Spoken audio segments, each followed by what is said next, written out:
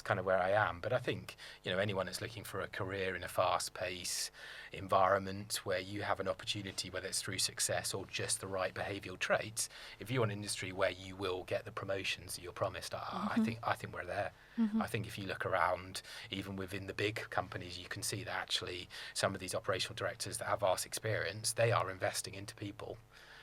They will put you through good training programs. We've talked about some of those training programs already, but I think actually that's an industry that we're probably quite unique.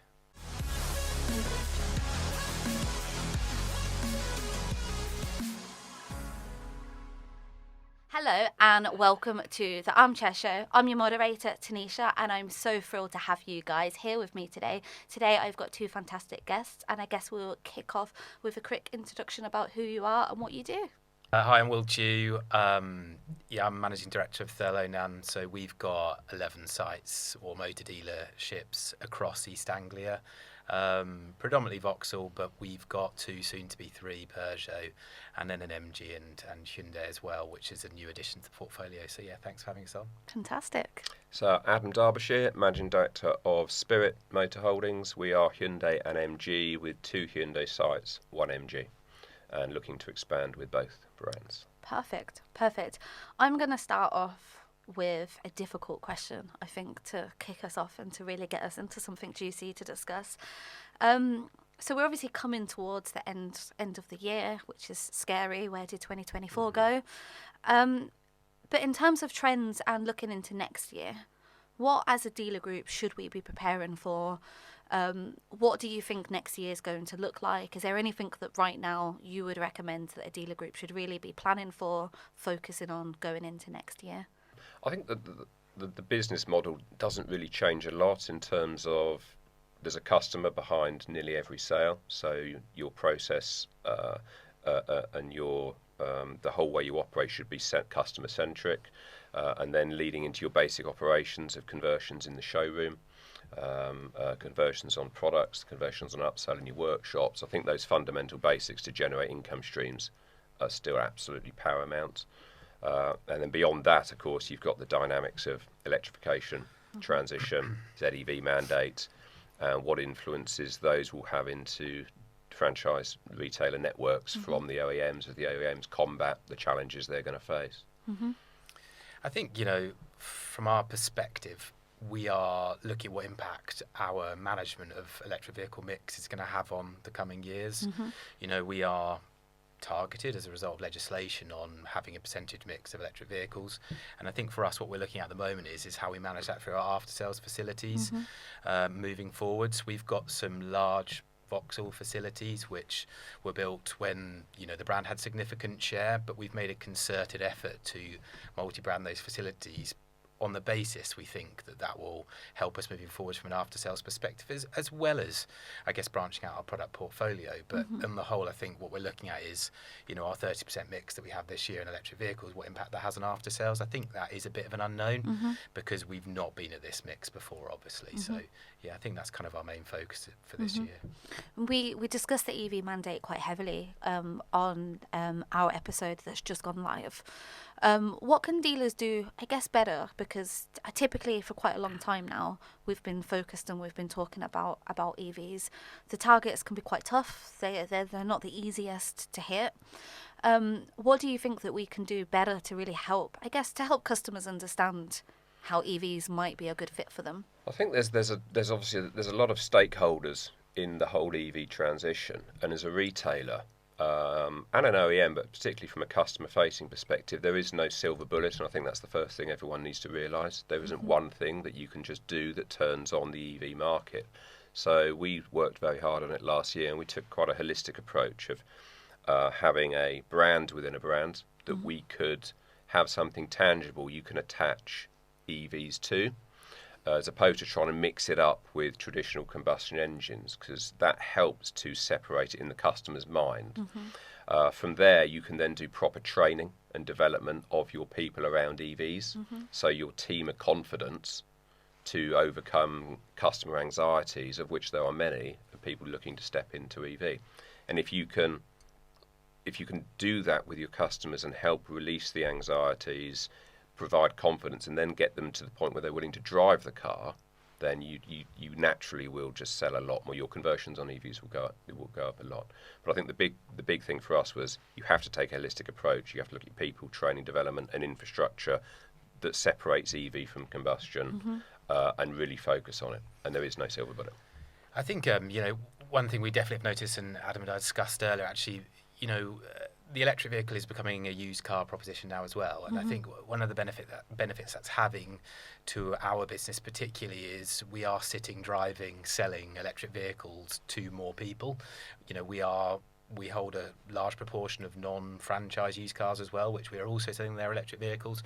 So our sales team are far more accustomed, used to whatever terminology you want to use to electric vehicles. There are more customers coming through our doors that want an electric vehicle.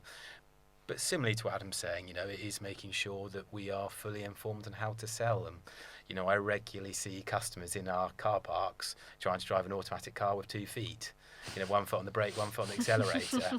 It's very easy for us that jump in and out of cars to say, oh, you can drive everything, but that isn't the reality. So there's a lot to learn. We invested significantly into the infrastructure around charging to make sure that our cars are charged and ready, not just in line with manufacturer standards, but to make sure that all the cars we're selling are available to drive, because ultimately most people won't have driven an electric car before. So I think all businesses have had to, but are becoming much better and armed in selling the product. So I think we're moving in the right direction. Yeah, and I think on the back of what Will says, was particularly with the used car thing, what we're now seeing in the showrooms and with our own people and with customers is we're sort of seeing an EV creep into the showrooms, whereas before we were pushing it, the manufacturers were pushing it, the industry was pushing it, the government were pushing it, so it was forcing people in. I think EVs are now pulling people in, not as quickly as many people would want, but we are seeing a natural creep into customer demand around EVs. And again, as Will said with the used cars, now that EVs are at a level that are much more affordable from the used car perspective, those are the green shoots of the used car market starting to really embrace EVs. Hopefully then prices will start hardening up and it will become, the market will develop. I think we're starting to see that now. And how do you really, I guess, in terms of getting staff and that staff culture to really support customers through, is there anything that you think that we can be doing better in terms of educating our staff to better support customers through that process? I think, we're lucky that we have a bit of scale that allows us to have, a robust training program. One of that is we train them through electric vehicles that our training provider support. I think at the end of the day, at times the industry's been very good at pushing customers through the process very quickly. So it is just slowing down that process and making sure, one, our team are informed and able to pass that information on to the customer. But likewise, particularly in our Norfolk territory, where our demographic is older, in the main, it's making sure we give them enough time and explain why it might be suitable for them. Stupid stuff like you don't have to go to a petrol station anymore, you can just plug in at home. Often they're scared, but actually in reality, it's very simple to a customer probably that actually thinks it's really not for them. Whether or not financially it's better off for them, it's just an ease of use thing. Well, that's what we need to speak to the customer about and make sure it fits with them. But I think we're slowly seeing, adoption. I think one of the things which we actually discussed earlier is a bit difficult, depending where you are in your territory. The type of housing that people live in can be a stopper. So there's certain things, from a national infrastructure perspective that will need to get better for us to see a full adoption. But I think, whether we like it or not, it's coming, and we're doing everything we can from a cultural perspective internally to make sure we're moving in the right direction. Yeah, the training is so important for your people, for their confidence. Because if your salespeople, the people that are communicating to customers, aren't confident, then they won't deliver a very, very good experience. I think the other important thing around EVs is the style and manner in which you communicate with customers is very different to combustion because of the lack of information and knowledge a customer has. So we're very careful with the wording around when we're our sales teams, and we're not trying to sell an EV. So we'll use words like, how many conversations have you got going on with customers at the moment around EV? As opposed to a traditional, how many leads have you got? How far are they away from committing? So it's a much more of a nurturing approach and information giving and building confidence. And that's so very different from all the automotive training that's happened for decades. And again, this is why the silver bullet doesn't work. You can't just say training development and come out with the same plan, because it won't work on an EV customer. So it's a bit of a minefield, but I think everyone's starting to get there now. And ongoing training as well is important to refresh, constant refreshment. I like that concept of it's about conversations, not leads and inquiries. A dealer group that we work with counts question marks. How many questions are you asking the customer? And that's how, an indicator that you're having a conversation, that you're trying to understand how it might fit their lifestyle, how it might actually benefit and suit them, because you're taking the time to understand them rather than just try and get that very typical, we know seats and bum sells cars. But sometimes we need to take a step back to understand what car we should get them in. And interestingly, with EVs, seats in bums on seats absolutely does. The test drive experience is the icing on the cake. The trick with an EV customer, prospective customer, is getting to them to that stage, and there's a lot more work and nurturing to do to get them to the point, actually now I'll drive it. And you can actually, the journey often is the customer comes in quite nervous and not sure, but we're going to come and have a look. Charging infrastructure, ease of charge, and more it's living with an EV. What's it like to live with an EV? So forget the technical side and all the amazing stuff these products have. It's what's it like to live with it. You can overcome those bits and bobs, and then we'll drive it.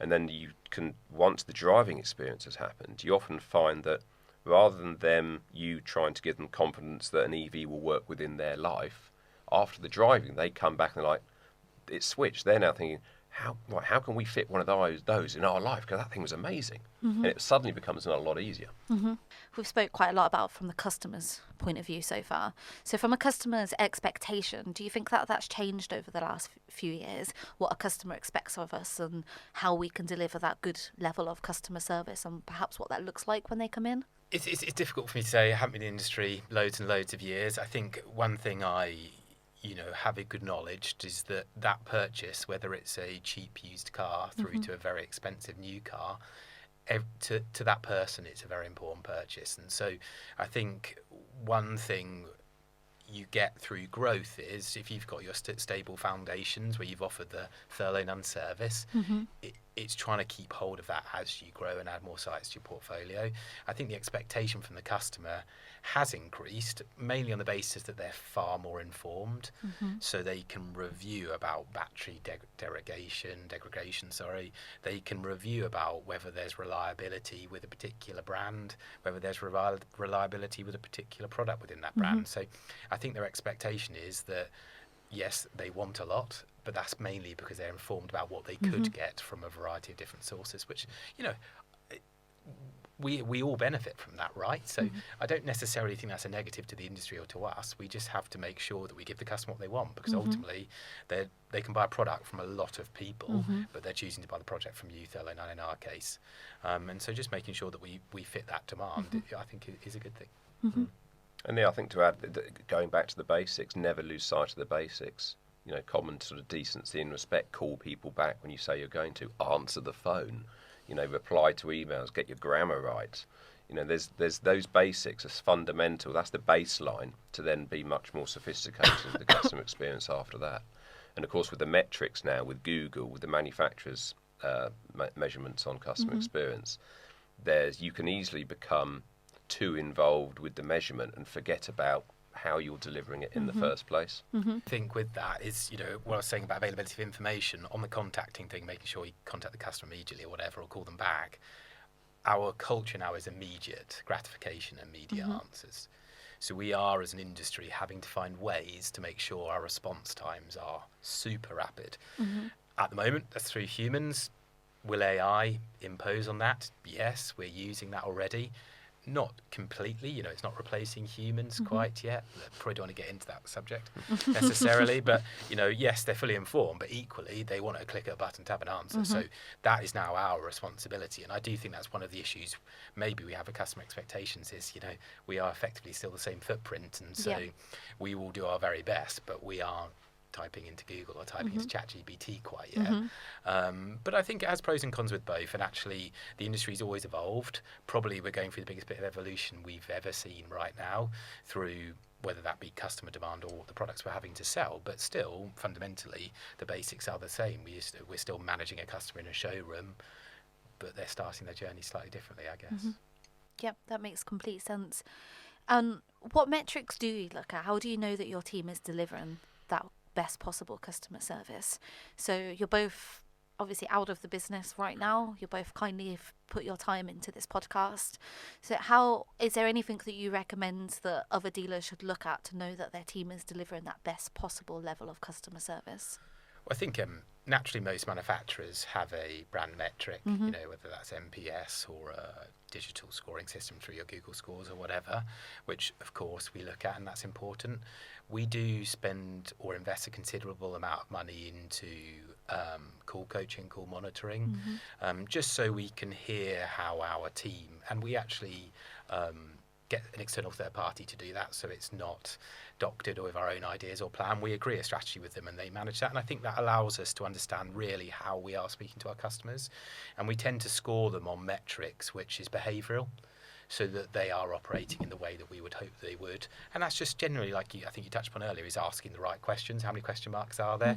To making sure we extract the right information out of the customer to ensure we're giving them the service they expect. Because what you'll find with customers now, they all want slightly different things.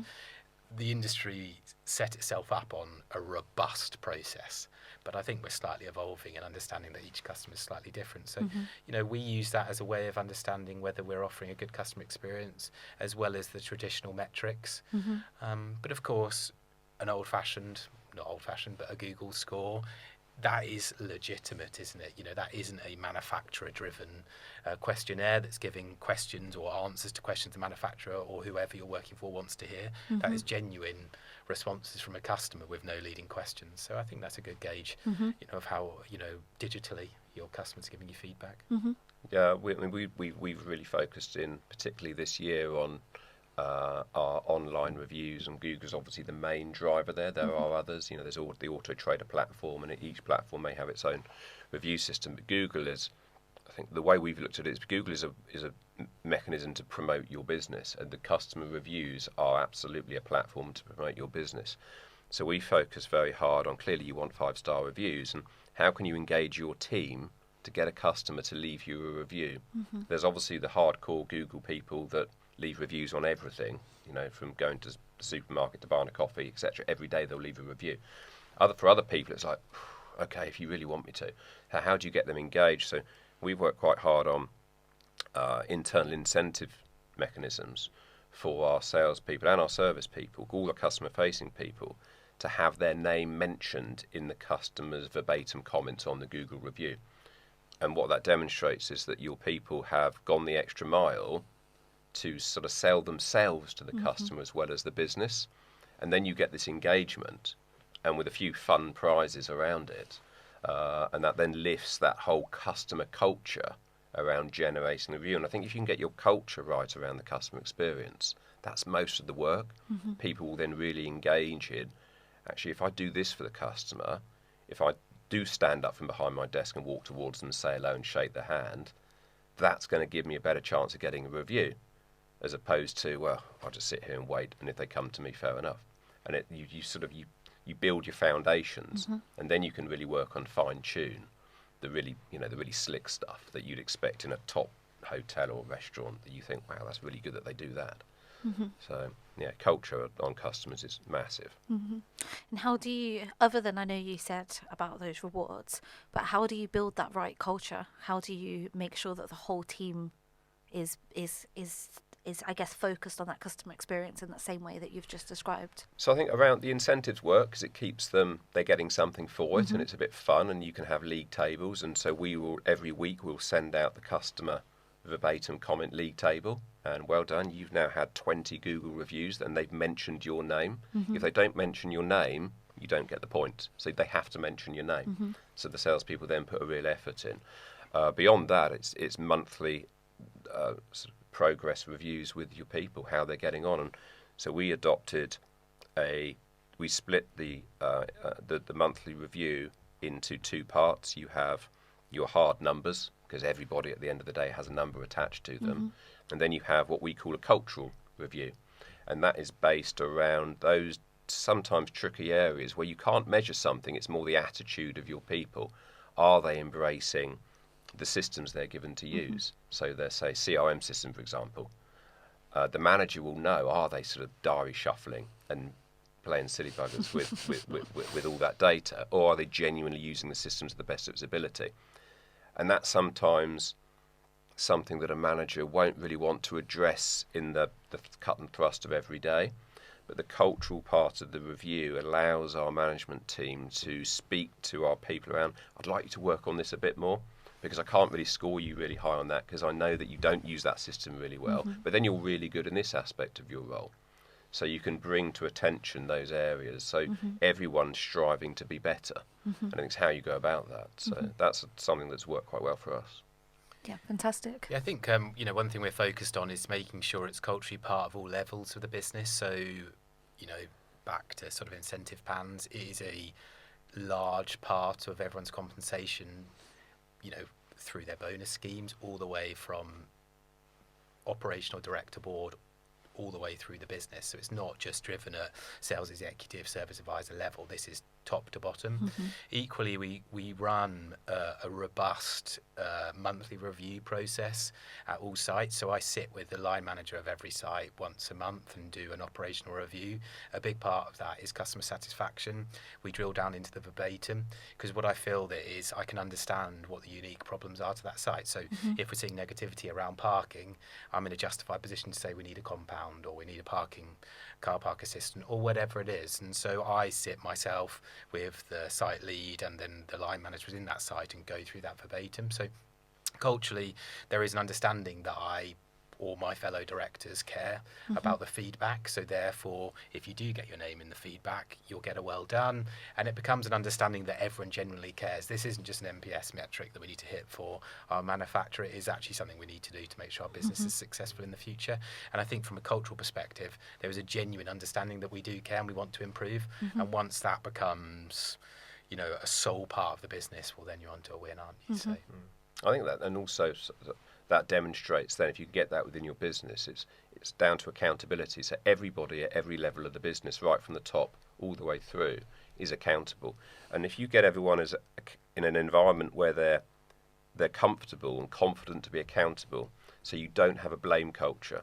And if you have a blame culture and sort of toxic behaviours of finger pointing and putting someone in the corner and sort of beating them up because they haven't done something right, people then are scared to become accountable. So they sort of freeze and they don't engage properly. So if you can really, and that's sometimes really difficult to do, particularly in a larger organisation where somebody's got to be accountable and responsible and answer to someone else. But the worst thing you can do is to cover things up or try to sweep it under the carpet, because then the problem will just get worse and it will repeat and repeat and repeat.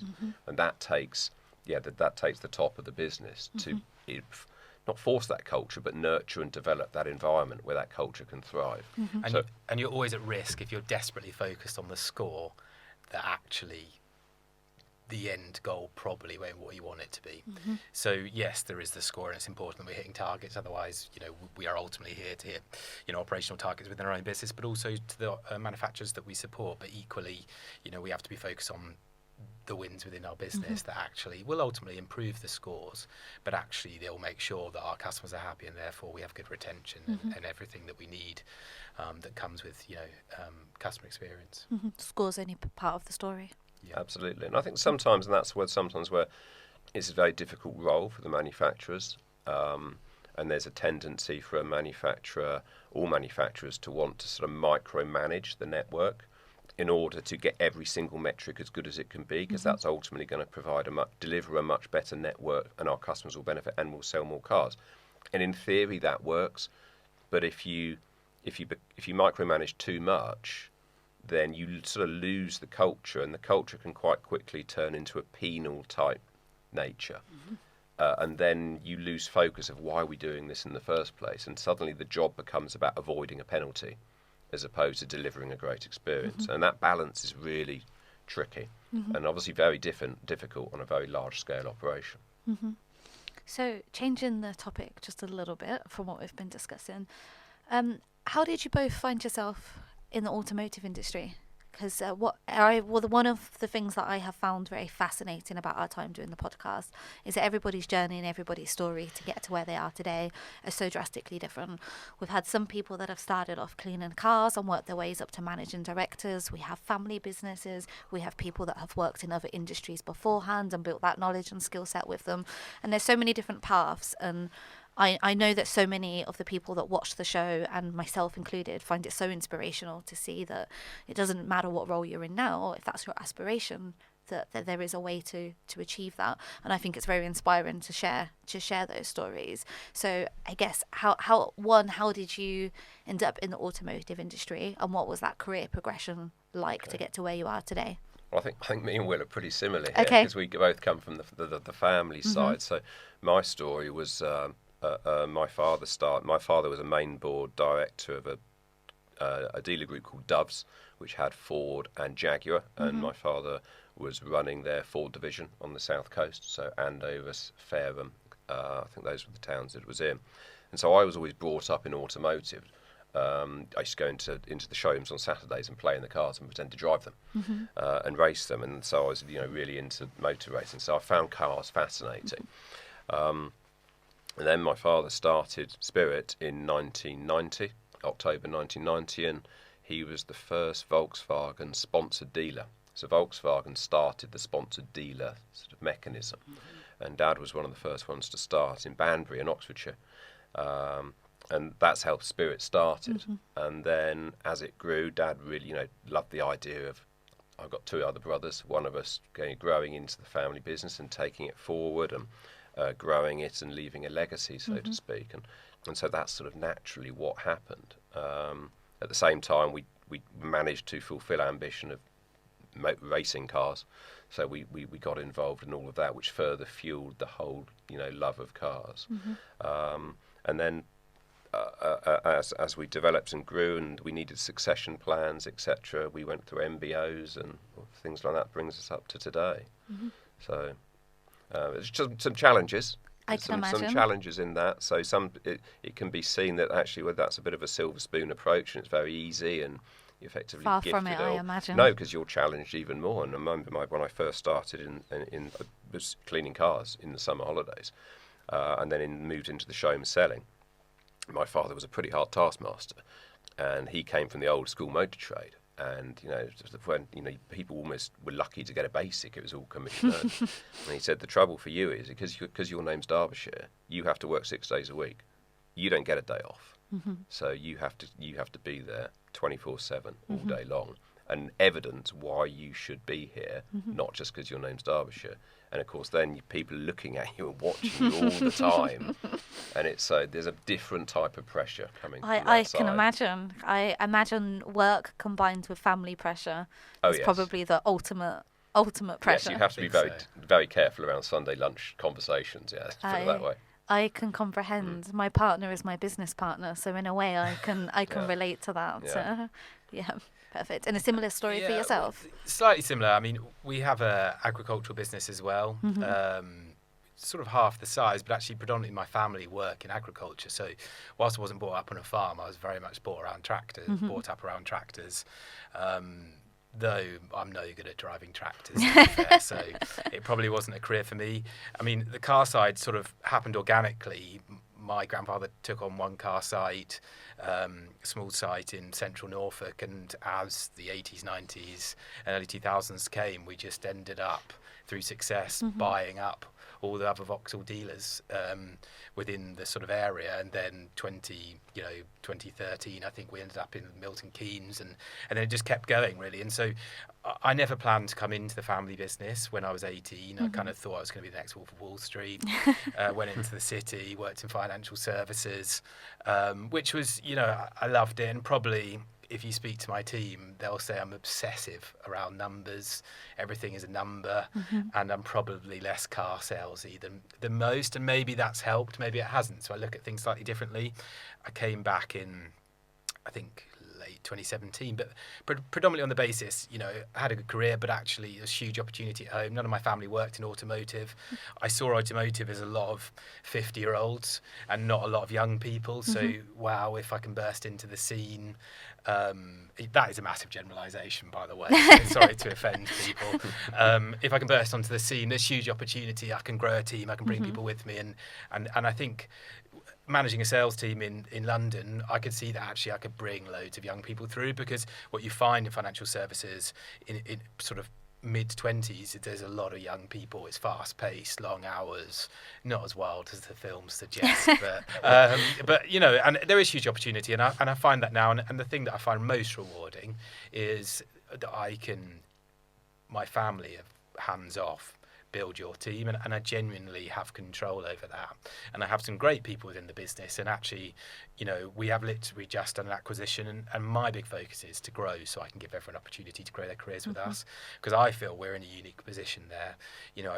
Our group finance director, similar point of his career with me.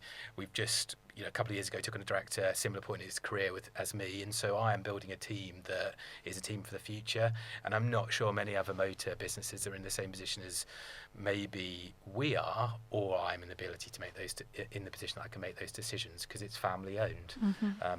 My auntie, uncle, mother fully own that business, so they've given me full control of those type of decisions, and I feel that the industry has huge opportunity from a career perspective. It's not probably perceived as that. It's perceived as you go in as a young salesperson, you can earn decent money selling Vauxhalls or whatever brand you sell, but you don't have to. You need the gift of the gab, and actually the reality is quite different. There is a lot of different probably sub-departments where you can have a unique skill set and you can massively contribute to an industry that probably hasn't changed, and that is fundamentally why I am still excited about this industry. Have to be a bit careful because an agricultural business reports into me, so I'm equally as excited about farming. Of course. But I've sort of come through the automotive side, probably quickly for a number of circumstances. But actually, I think we as a family see this industry has huge opportunity for all those reasons that I've said. So that's kind of where I am. But I think anyone that's looking for a career in a fast-paced environment where you have an opportunity, whether it's through success or just the right behavioural traits, if you want an industry where you will get the promotions that you're promised, I think we're there. I think if you look around, even within the big companies, you can see that actually some of these operational directors that have vast experience, they are investing into people. They will put you through good training programs. We've talked about some of those training programs already, but I think actually that's an industry that we're probably quite unique. You can get to a dealer principal, a general manager role pretty quickly. That's not possible in other industries. So I think if there's someone looking in and, we have a slightly different introduction to the industry for our families, you don't have to be a member of a family that owns a business at all. I think, we're recruiting, general managers that have done really well either as an after-sales manager lead within one of the PLCs or a sales manager lead, and actually they're coming in and they're running 100 people across 2 sites within a region. And I don't know if there's many other industries where you can take that type of responsibility at that point of your career. And so I think we've got a lot to say well done to the wider network for. Yeah, and I think to add to that as well, that it's such an exciting time in automotive at the moment, that there's so much change with electrification. And automotive is now seen as one of the drivers in the whole environmental climate job that has to be done. Automotive is really front and central to that, particularly when you look at the media and the government policy, etc. Automotive is always up there as one of the first things people talk about. But I think on that level, the industry is in a place where, particularly from smaller businesses like us, you have to be moving forward. So I think a lot of people over the last few years have been thinking, right, do I stick or twist with this? Because the automotive industry has flatlined for decades, because it's all been about the same thing. The technology's not really shifted. Yes, the engines have got better and there's some cool stuff in the cars, but ultimately the whole industry's flatlined with the same business model and stakeholders. That's now sort of up in the air. So there's a lot of opportunity for front foot, forward thinking, fresh thinking, like Will coming in and out of the city. Guys, you've always done it this way, but now you sort of can't. So you need to rethink and reimagine yourselves. And of course, that's easier said than done when you're working with global car manufacturers who can't necessarily shift as quickly, although, all credit to them, they are moving pretty rapidly, given the challenges they've been given. I think, with that, the pretty rapid point is, very pertinent here, because actually there's so much opportunity, so many brands, and actually you get in and out of them all, and you're like, wow, this one is good, and so is this one, and so is that one. So consumer choice is being fulfilled by multiple brands. That probably makes our job a little harder in some respects, because our competition's probably gone from, for the type of car we're selling, probably gone from 2 or 3 types of cars, but actually massive, and that's probably where our economy's moved, isn't it? The level of choice to the consumer is enormous, but I think actually it does make it exciting as well. There's always a new brand around the corner to review. There's always this new technology to review. Fundamentally, the process is still very much the same, but I think it's exciting times. And what advice would you give to somebody that perhaps they're relatively new in the industry, maybe a young sales exec who is looking for that career progression? What advice would you give to somebody that's perhaps in that seat now? They're not quite sure. Make the right decisions. When you're looking at alternative employment, make sure you're making the right decision of who you're going to work for, because actually we all know that you'll find success within a business, I believe, where you have a consistency in level of performance and you demonstrate the values that fit that business. I think I'm quick to tell people when they return to our business, and I love speaking to them. I have a relationship directly, even though we have 10, 11 sites, with a lot of our team that are on the ground meeting our customers, because I want to know why they've gone away and come back. Often it can be chasing a brand. They want to work with the perceived top-end brands, or it can be chasing a slightly different basic salary that suits their circumstances around purchasing a house or whatever. But actually, I think I'm really focused on demonstrating career progression, touched upon, if you show growth ambitions, it means more sites, more managerial roles. And actually, I think the only advice I would give is make sure you understand where the business you work for is going, because actually you might be making a short-term move and it will be inhibiting your long-term gain. And I think it's very easy for me to sit here and say that, and even to the people in my team, and it can come across as a proper sales pitch, of course. But actually, I generally do mean that, and if anyone is watching, I think make a considered move. I do think moving around to get more experience. I'm not of the world where our agricultural business had people work within it for 50 years quite regularly, and we massively celebrated that for obvious reasons, and that's very much an industry thing. But even in agriculture, that's changing. I do think moving around to a certain extent can buy you experience, which is great, but I think just make sure that you're considering all angles to that move and that it is the right move for you, because actually not all businesses will take you straight back. I think if they do, it demonstrates what you meant to them. So that's a massive personal tick. But I think that's my only piece of advice, is make sure you're moving for the right reasons. I think that's one of the best pieces of advice. When I look at my own experience, I fresh out of university, started working at Perry's Motor Sales. And I still remember that I chose that role over another job offer that was of a significantly higher salary, because in the interview, I felt as if at Perry's I'd have a much greater chance at learning, and that experience would be far more valuable to me. And that experience, the amount of education and knowledge and support that I gained at Perry's, I don't think I would have gained many other roles, non-automotive, non-industry. Sure. And that to today is the most valuable thing that I could have done. Do you have any other advice for somebody? Well, I think if you're sat in whatever position you're in, particularly if you're ambitious, and even if you're not ambitious and you're happy to operate at a certain level, and that's great, because not everyone can go to the top. It just doesn't work, does it, in any organisation? I think it's focusing on the basics and doing everything to the best of your ability. So be great at what you do, and I think getting experience in different organisations and different brands is really good and will help your overall development. But don't try and accelerate that too quickly and sort of run before you can walk. Or, my uncle used to say, he was a farmer, learn to pick cherries before you buy your own cherry tree. Do you see what I mean? So you're trying to, I'm going to be the best I can be at selling cars. I'm going to nail it. I'm going to get, my conversions, my customer experience, and I'm really going to do that. And when I've done that, then I've got more to offer other people. and go again. So I'd say try and be patient and have patience, but give everything you can in what you do every day. And do you have any good recommendation of resource, whether it's books, podcasts, training courses, or things that you're like, actually highly recommend it? This would be my recommendation. Well, I spend a lot of time in the car, so Okay. I'm a massive podcaster. Perfect. But I'm not sure people are doing the miles that I'm doing. So, you got to find balance over the time you spend. I think I've been lucky, really, that I've had not mentors as such, but I've come into an industry where most people at the top of the business have a lot of experience, and I've done my most to make sure that if someone's offered a level of support, whether that's been, as soon as I came into the role within Thurlow Nunn, we recruited a non-exec director with experience within the manufacturer field, because that was a bit I didn't understand. I understood sales.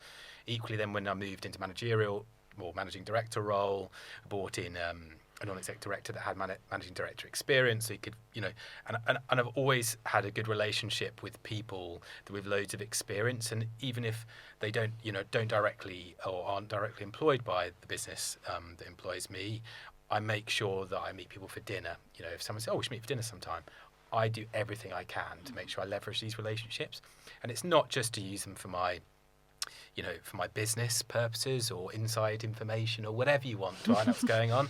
I generally find it is a good, having a good mentor that you can ask questions is invaluable, because what you'll find is that people at the other end of their career from you, actually they find it ultimately rewarding as well. So there's this mutual beneficial relationship that can be cultivated, and actually if you can find that, and they don't have to be some superpower that used to work for a PLC.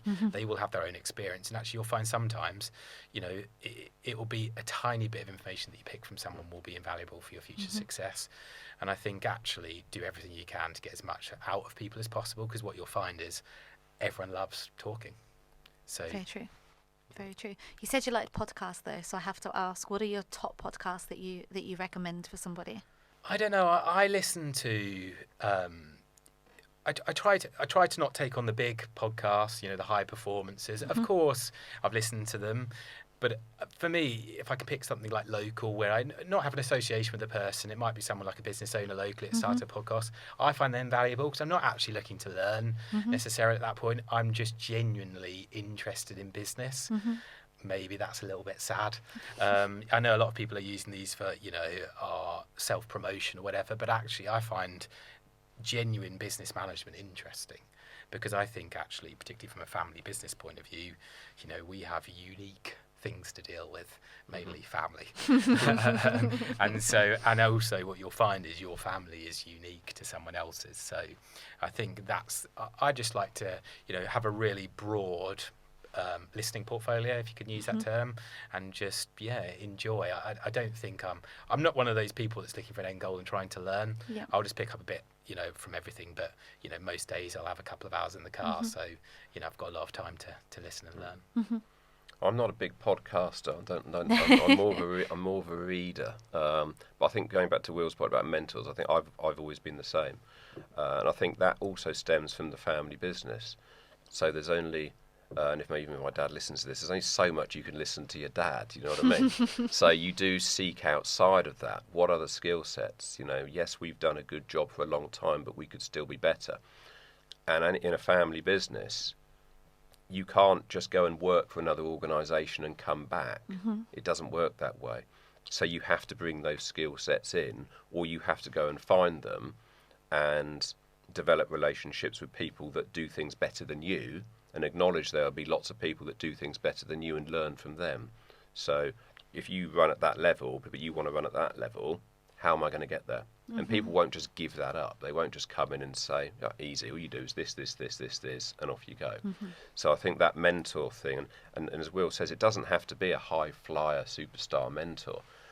A mentor can be anyone you learn from and you respect and value what they say, and how can you adjust what you do to maybe get their same level of performance. So that's peers as well. So I think a peer at the same level, and even, I'm going to say it sounds bad, but below you in terms of your hierarchy within an organisation, you can still learn a huge amount from talking to people that have a job that doesn't have the same responsibility of you, but gives you great insight at that level of business. Because when you're at the top of an organisation, it's very easy to lose sight of what some of the guys are going through on the ground, and how your decisions or the manufacturer decisions might be affecting their daily life.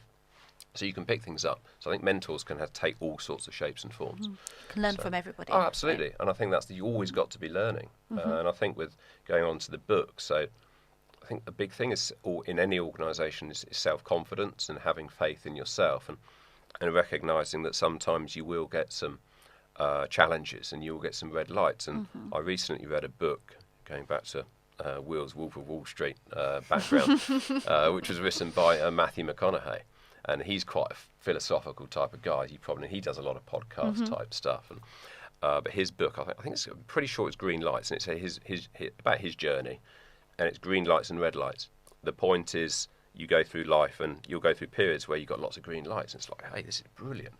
I am going to conquer the world. And then bang, there's a red light, and there's another red light, and there's another red light. And it's then very easy to lose confidence and faith in yourself, and maybe give up, or let your behaviours change. So always.